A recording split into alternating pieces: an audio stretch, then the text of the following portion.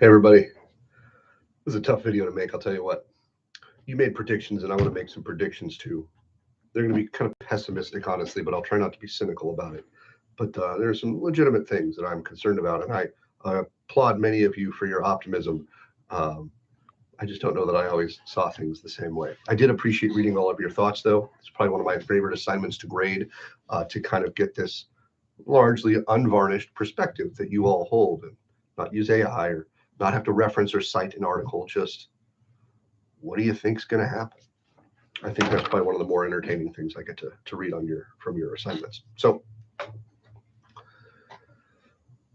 what will America look like in the next generation? Behaviors and values that will dominate America and the world stage, and does the future look brighter? In the short term, I would say maybe 50 or so years. No, the future doesn't look brighter. Um, okay, why? Well, let's look at America first. We'll do a little history lesson. The founding of this country was based on a strongly bonded communitarian values.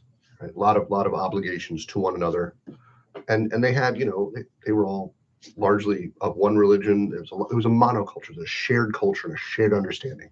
Is it the best one? No, it was just theirs, and it worked well for them. And then out of that, because they were from the Enlightenment, out of that came this robust social construct that is our government, focused on protecting individual rights. So you have strongly bonded communitarian society with a legal framework of protecting individual rights. This is why the American experiment worked. We have largely lost the strongly bonded communitarian element, and all that we're left with is the edifice of individual rights. And that's just not sufficient in the long run, I don't think. Or it'll continue to work because it's pretty decent, pretty solid system. But social capital generation is, I don't think, ever going to come back to the way that it was. And we'll continue on as a radically individualistic society with people living in little digital silos, not so much intentionally, but because algorithms will just put you there. And social and political chaos and uncertainty and anxiety, because that's what the algorithm wants us to feel like, so that we keep coming back for more. And I don't know that much will change, because we'll be so engrossed in the digital world that fills our time. AI is going to make things impossible to know what's true and not true, at the same time that it also replaces humans in many different ways in the workplace. And then here's a question: does our government have a plan for when that happens in mass? Do you make new jobs for them? What does the government do about a society that doesn't need people anymore? I didn't previously like Andrew Yang's pitch for universal basic income, but now I'm thinking it's the better of a series of bad options if AI does what we predict it might. Technology is not going to be good for us. One thing that I heard from a number of you is that the younger generation, with social media, will be more open and inclusive of more different perspectives and people and whatever ways of being. And there's some benefit to that, but I'm going to push back a little bit. We've long been told that diversity is our strength, and that alone is just not objectively true. Diversity brings strengths with it, and diversity of ideas, right? Just because you look different from someone else is not a benefit, right? It's when people have different values and perspectives, and then we can build off of each other's different benefits and create something new and better. That's the benefit of diversity. But just having different people and different views exist in a society, that's not automatically a benefit. And so one of the things that inclusivity is going to have to wrestle with in the next generation is inclusive of what? Of whom? Of everything? Of everyone? Because if you include everything and everyone, then you have nothing. Then you're right. This is the problem of a group and coherence and the sort of morally coherent society that people need, right? Putnam talked about it. Etzioni talked about it. Haidt talked about it. Right? If you're inclusive of everything, then you don't define yourself by anything, and membership means nothing. And so the next generation will have to wrestle mightily with reframing what is included, what is moral and immoral, accepted and unaccepted, celebrated versus taboo, because we've gotten into this morally relativistic postmodern sort of time in history where we just don't have any kind of compass at all. And one of the things that I think is maybe relevant to that is the younger age groups. There's a bit of a religious revival, at least in the United States, and I'm suspecting that moral relativism and postmodern sort of nihilism, and there is no morality and nothing is better than anything else, has left people unmoored. And so I think the younger generations are just looking for something to hold on to, something that's steady in a sea of, you know, crazy waves. One of the things that's going to happen is the American demographic changes are going to be pretty profound and impactful. And I would like to see them go smoothly. And I would like to see people come in and pick up the good things about American culture that they like, and free speech and freedom of religion and free markets and life, liberty, and the pursuit of happiness. And we can all go out to eat together, right? I'm afraid that it's not going to be quite so easy. So as the white majority drops below majority, they'll still be the largest ethnic group of white Europeans, but they'll not be a majority anymore. And I'm afraid some of that will trigger what Stenner and Haidt talked about in Haidt's article as an authoritarian response, especially because the Black Americans are also decreasing, their populations going down as well. So the biggest population growth we're going to see is from outside of our borders.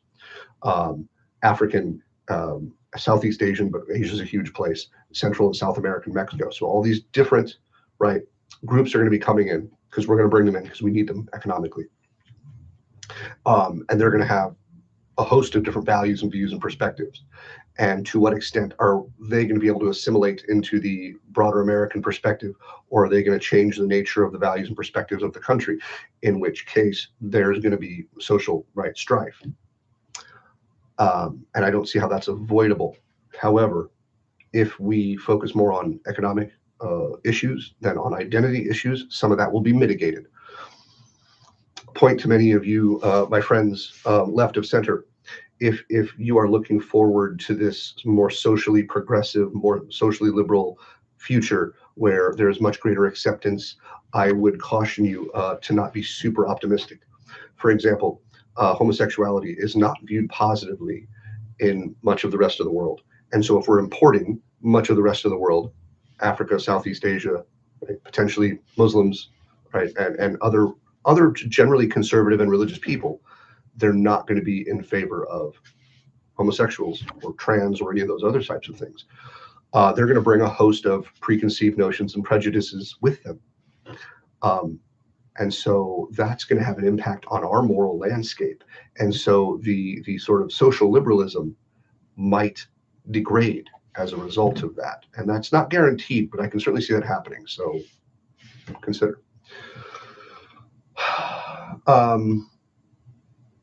Dealing with economic disparity and with wealth will be important to maintain legitimacy in the system. Sawhill talked about this to some extent. Matt Matthews tried to. When you are average or middle class and you see a benefit to participating in the system, you will continue to participate in the system in good faith, and then it will pay dividends in the form of your life gets better, and you're secure, and your children have a life to look forward to. But when that opportunity isn't there, then the system becomes illegitimate, and then you want to burn it all down, and you start to vilify the wealthy and the elites. And so that's a real challenge that we'll have to wrestle with, because globalization did a lot of great things and provided us with a lot of great cheap stuff. It also took away a lot of American opportunities. Now, at some point in our future, we will need to rebuild our industrial base to some extent, and it will be expensive.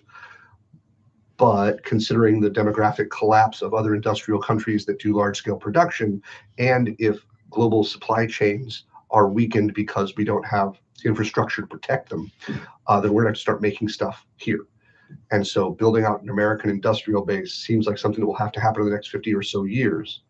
But in the interim, it's going to be very bumpy. And we're going to be maybe not having access to all the stuff that we're used to having. Yikes. So domestically, I don't see a lot of stability. I see a lot of change and unrest, and I hope that we navigate it with some amount of grace, compassion. I don't know what.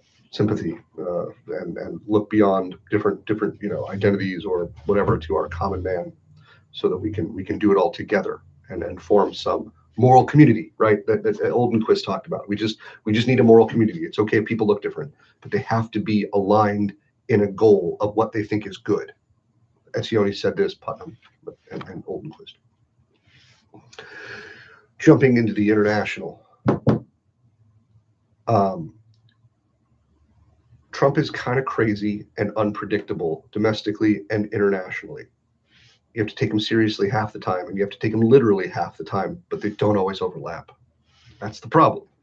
He doesn't like institutions. He doesn't like rules. I don't think he likes the Constitution much because it's a constraint, which is funny because I'm sure he would decry the progressives, right, from Pestrito's article, and yet he himself doesn't like those constraints on his own activity. He's very much testing the limits of our separation of powers. Our legislature has been ineffective for years now, and I don't know if that's going to change. But when Trump is gone, whatever come next will be somehow different because MAGA dies with him. He is MAGA, and no other Democrat or Republican that is on the table as being a potential runner. No one is like him, and I don't know if anyone will be like him for decades, generations to come. He's a unique figure. MAGA will be gone when he is gone, for the most part.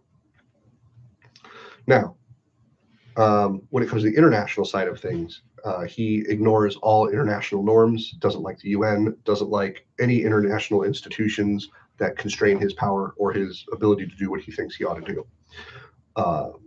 Went after Maduro down in Venezuela. Maduro's a bad guy. I don't like Maduro. I don't think he should be going and kidnapping foreign leaders, even bad ones. He joked around with going after Greenland, and the Europeans were just clutching their pearls, and it's like, Jesus, man.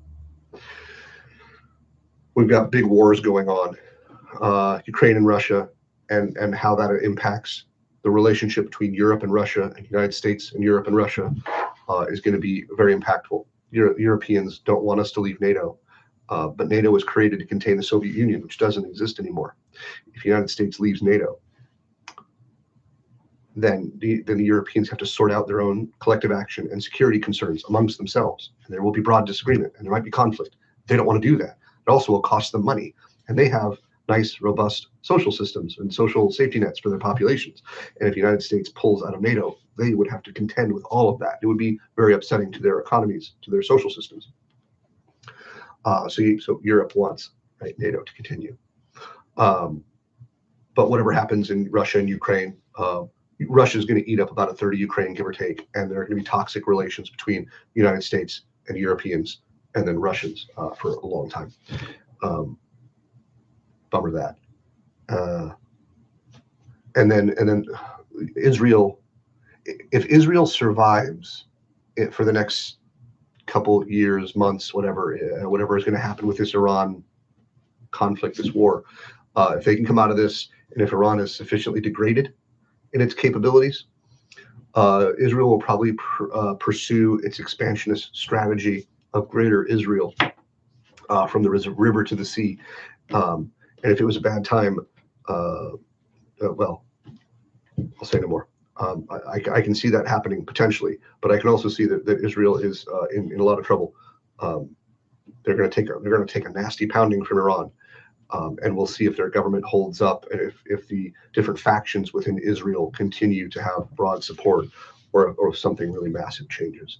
The United States being engaged in this, I'm not a huge fan of. I don't like the mullahs. They're bad people, but they were not an existential threat to the United States. They were an existential threat to Israel, not us. And I'm afraid that engaging in Iran in this way is going to weaken us militarily by using up our resources. It's going to take our eye off the ball of China. And when invariably we realize this is a losing war, that we can't, it's a war we cannot win because there's not a military solution to the things we want, short of full-scale invasion of a mountain fortress of 90 million people. This was a bad idea from the beginning. And General Keane and many others said as much. Now, while this is going on, The Strait of Hormuz has massive amounts. This is the Persian Gulf, Strait of Hormuz, massive amount of resources traveling in and out of it, which is going to impact both allies and adversaries alike in East Asia. So all that is to say, you have big powers, Russia, China, the U.S., looking to do things in the ways that they want, and the whole international order and the limits and the rules and the expected behaviors in international law is all just out the window. Yeah, yeah. And then the world population, right, is gonna decline precipitously, because industrialized, educated societies don't make babies anymore. That seems crystal clear. So China, South Korea, Japan, Russia, Italy, Germany, a lot of European nations, big industrial places, especially places in cities, big cities are going to drop substantially. I think the craziest number is South Korea. One child born per 2 couples, right? So my wife and I have 2 kids. We replaced ourselves, right? And if my brother and his wife have 2 kids, they replace themselves. So replacement is 2 kids per 2 parents. In South Korea, it's 1 kid per 2 parents. 4 parents, sorry, 4. So crazy. So we're going to see big population changes, which is going to impact consumption and production, and global supply chains, access to goods, access to food.